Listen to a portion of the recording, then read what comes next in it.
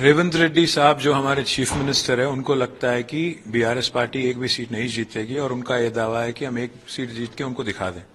तो मैं बस यही कह रहा था कि जो हाल ही में उनकी सीट थी मलकाजगिरी पार्लियामेंट, जहां से वो एमपी थे, अगर रेवंत रेड्डी ये मानते हैं कि वो इतने बलवान हैं और इतने पावरफुल हैं, तो आगे आए और अपना सीएम पद छोड़े और कोडंगल में भी अपनी एमएलए सीट को भी इस्तीफा दे दे। मैं भी हमारे सिरसिला सीट को भी मैं इस्तीफा दे दूंगा और मलकाजगिरी से, क्योंकि वो कह रहे थे ना एक सीट, तो एक ही सीट में तय हो जाएगा कि किसका पल्ला भारी है। इसलिए मैं कह रहा हूं रेवंत रेड्डी जी आगे आइए, मलकाजगिरी में आप कांग्रेस के उम्मीदवार बनिए, मैं बीआरएस का उम्मीदवार बनता हूं।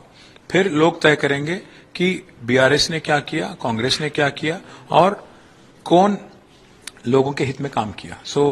ज्यादा से ज्यादा मैं बस इतना ही कहूंगा उनसे, आप अभी चीफ मिनिस्टर हो, रिस्पॉन्सिबली बात करें और इज्जत से पेश आए, क्योंकि सत्ता किसी का परमानेंट हक नहीं होता, कभी किसी का पल्ला भारी होता है, कभी किसी और का। तो रेवंत रेड्डी जी जो कि चीफ मिनिस्टर है, मैं उनसे कहना चाहता हूं, अगर आप सच्ची में विश्वास रखते हैं कि कांग्रेस पार्टी बहुत पावरफुल है, ताकतवर है, तो आगे आइए।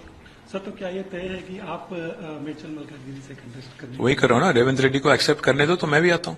राइट सर, आप कल मेडीगड्ढा भी जा रहे हैं और अपोजिशन की तरफ से ये भी आया है कि चीफ मिनिस्टर केसीआर को वहां पर जाना चाहिए और मेडीगड्ढा केसीआर जी ने मेडीगड्ढा और अन्नारम और सुंदिल्ला और उसके अलावा 15 रिजर्वायर और 21 पंपिंग स्टेशन, सैकड़ों किलोमीटर जो ग्रेविटी टनल्स हैं, ग्रेविटी कैनाल्स हैं, सब उन्होंने ही सुपरवाइज किया और उन्होंने ही, उनके लीडरशिप में हमारी गवर्नमेंट ने बनाया।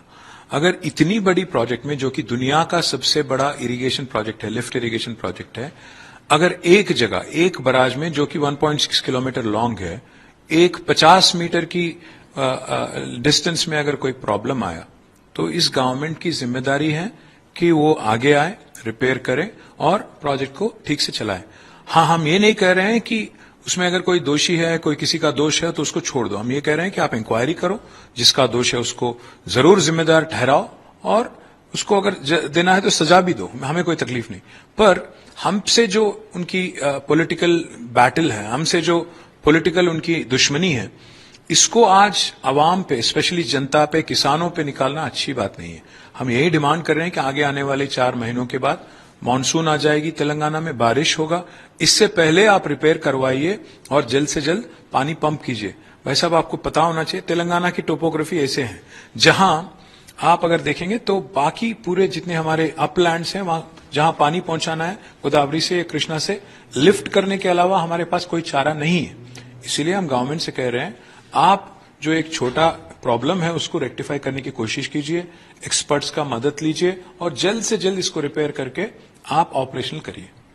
सर, आज देखा गया है कि बीआरएस के एक एमपी भाजपा ज्वाइन करते हैं, तो कैसा देखते हैं, इसके बारे में आप क्या कहना चाहते हैं? मैं बस यही कहूंगा कि ये तो पॉलिटिकल पॉलिटिक्स में बहुत आम बात है कि कोई अपॉर्चुनिटीज के लिए या कोई और चीज के लिए पार्टीज बदलते रहते हैं। पिछले 24 सालों में हमने कई सारी चीजें से देखे हैं, तो कोई तकलीफ नहीं। Sir, thank you.